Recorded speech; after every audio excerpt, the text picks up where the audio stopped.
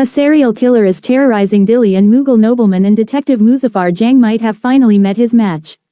In the spring of 1657, the Mughal armies have reached the Deccan, besieging the fort of Bidar. Back home in Delhi, there is unrest. The empire seethes and stirs, and its capital reflects this turbulence. Muzaffar Jang, newly married to his beloved Shireen and trying to adjust to life as a husband, stumbles into the investigation of a merchant's murder. Even as another crime, the kidnapping of a wealthy moneylender's infant son, occurs, Muzaffar finds himself at odds with his brother-in-law, Khan Sahib, the Kotwal of Delhi. Things get increasingly puzzling as one murder follows another, and, soon, it is clear that the streets of Delhi have a serial killer on the loose. Muzaffar, who soon finds himself at odds with the system as well as those closest to him, must follow his gut to unmask this audacious murderer, while trying to obey Khan Sahib's warning, do not get in the way of the law. But has he finally bitten off more than he can chew? Crimson City is set in the spring of 1657. The Mughal armies under Aurangzeb and Mir Jumla are besieging the fort of Bidar, and Delhi is full of rumors of what's happening down in the Deccan. In the neighborhood of Muzaffar Jang's house, a cloth merchant is found mysteriously murdered, and nobody can come up with any plausible motive for his killing. Muzaffar would like to investigate, but his brother-in-law, the Kotwal of Delhi, puts his foot down and tells Muzaffar not to interfere.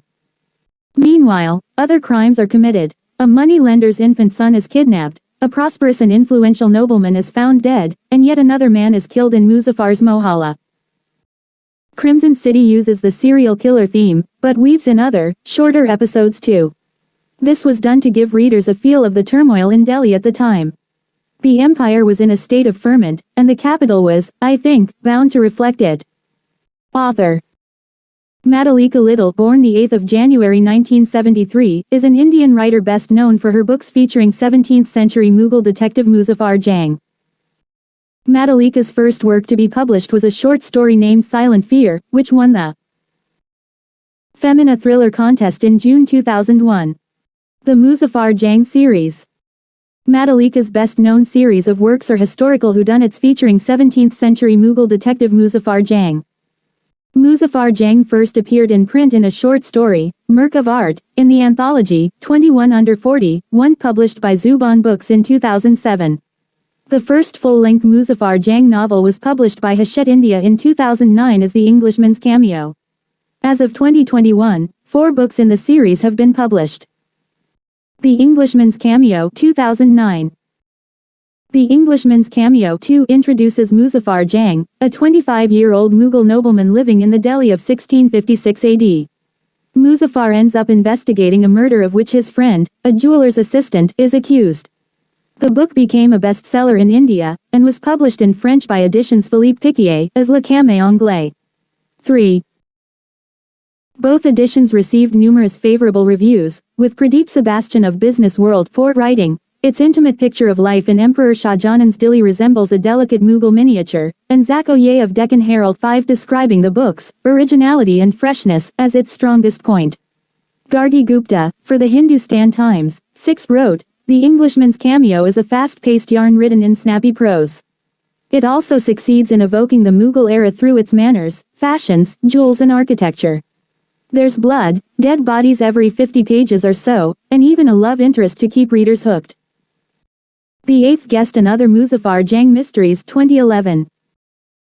The Eighth Guest and Other Muzaffar Jang Mysteries 7 is a collection of 10 short mystery stories set in the latter half of 1656 AD, following Muzaffar Jang's successful solving of the case of the Englishman's Cameo. These stories are set against varying backdrops, including the Imperial Atelier, a traditional Mughal garden, the sarai built by the Princess Jahanara in Delhi, and the Royal Elephant Stables. Included in the collection was the first Muzaffar Jang short story, Merk of Art, reprinted in this collection as The Hand of an Artist.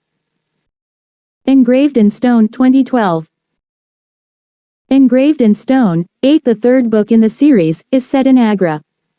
When a wealthy and influential merchant named Mumtaz Hassan is murdered, the Diwan-e-Kul, Mir Jumla, who is in Agra, en route to the Deccan, where he's been sent on a campaign, assigns Muzaffar the task of finding the culprit. In the process, Muzaffar stumbles across another mystery which is as old as Muzaffar himself. Crimson City 2015. Crimson City, 9th. The fourth Muzaffar Jang book, is set in Delhi during early spring, 1657.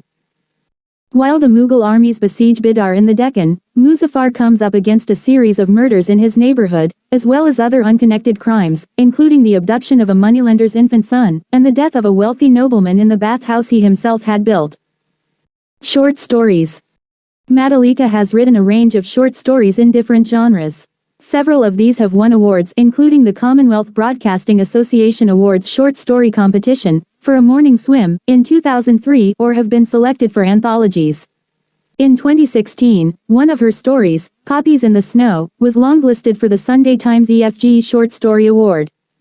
10. Her first collection of contemporary short stories was published as My Lawfully Wedded Husband and Other Stories in 2012.